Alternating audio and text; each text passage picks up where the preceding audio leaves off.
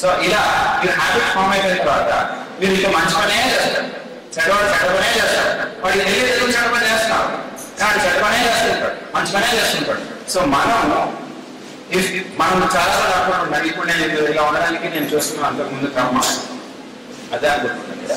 If that is true, మనం future లో ఎలా ఉండాలో అనేది డిసైడ్ చేస్తుంది ఏంటి? ప్రజెంట్ లో మనం ఏం చేస్తున్నామో అది డిసైడ్ చేస్తుంది. పాస్ట్ లో మనం ఏం చేసామో ప్రెసెంట్ లో మనం ఏం అయి ఉన్నామో దాని మీద మనకి కంట్రోల్ లేదు. బట్ ఫ్యూచర్ లో మనం ఏం అవ్వాలనుకుంటున్నామో దానికి మనం ఇప్పుడు ఏం చేస్తామో, మన టైంని ఎలా యూటిలైజ్ చేస్తామో అనేది మన కంట్రోల్లో ఉన్నది. సో దయచేసి as a brother, as a fellow human being, as a well wisher, I request you with folded hands that please utilize your time to achieve your own goal. Nene goals set cheyadu. Your own goal, please achieve it sincerely. Because ఇప్పుడు ఇక్కడ ఈ హాల్లో ఉన్నవాడు అందరూ ఒక 10 steps ముందుకు వేసారు అనుకోండి, ఇండియా ఎక్కడికి వెళ్తుందంటే ఇండియా గురించి ప్యాట్రియాటిజం గురించి రకరకాల క్రికెట్ చూస్తున్నప్పుడు లేకపోతే ఇంకేదో ఉన్నప్పుడు ఆస్కార్ విన్ అయినప్పుడు మనం వరల్డ్ కప్ విన్ అయినప్పుడు మనకి ప్యాట్రియాటిజం బాగా గుర్తొస్తుంది. ప్యాట్రియాటిజం అంటే సైలెంట్ అండ్ ఫ్రూట్ఫుల్ వర్క్. మన జీవితంలో మనం ఎక్కడ ట్రాఫిక్ పోలీస్ లేట్ కాబట్టి సిగ్నల్స్ జంప్ చేయాలి. That is the beautiful life. మీకు తెలియదు ఆ లైఫ్ మిమ్మల్ని అప్రిషియేషన్ కావాలి. మనకేంటంటే మనల్ని మనం అప్రిషియేట్ చేసుకుంటే సరిపోదు. మనకి 1000 మంది అప్లాడ్ చేస్తేనే మనకి మనం మంచి పని చేస్తున్నట్టు అనుకుంటాం.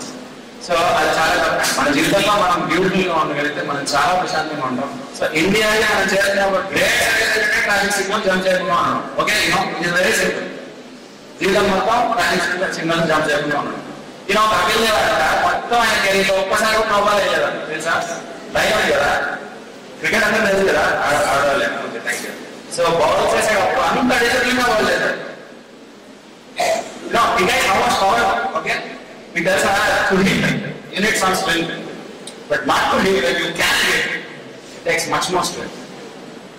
మీరు మనిషి మిమ్మల్ని ప్రొవోక్ చేశారు, యూ వాంట్ హిట్ బ్యాక్, మళ్ళీ మీరు అతనికి ఆ రివెంజ్ తీసుకున్నాం. ఇట్ నీడ్స్ సమ్ స్ట్రెంగ్త్ కదా, అతన్ని బీట్ చేయాలంటే స్ట్రెంగ్త్ ఉండాలి, బలం ఉండాలి.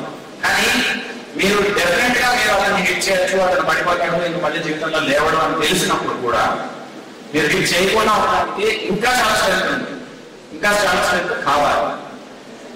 Okay, so be that strong, aim very high, plan your life, long term goal ఒకటి డిసైడ్ చేసేసుకొని.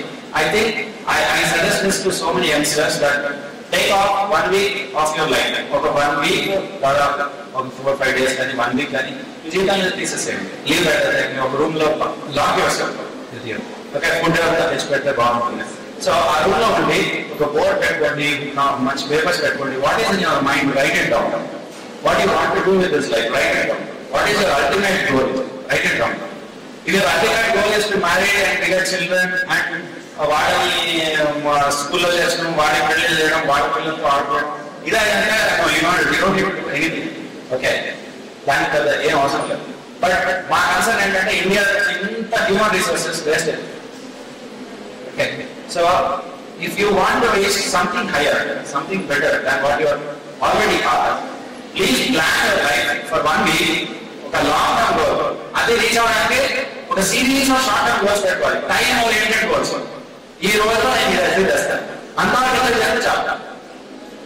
రేపు లేదా నెక్స్ట్ వీక్ నాకు గోల్ సెట్ చేసుకునేటప్పుడు దీనికంటే కొంచెం డిఫికల్ట్ గోల్ సెట్ చేసుకుని ఇంకొంచెం టైం తక్కువ ఇచ్చడానికి దాన్ని అచీవ్ చేయడానికి ట్రై చేయండి.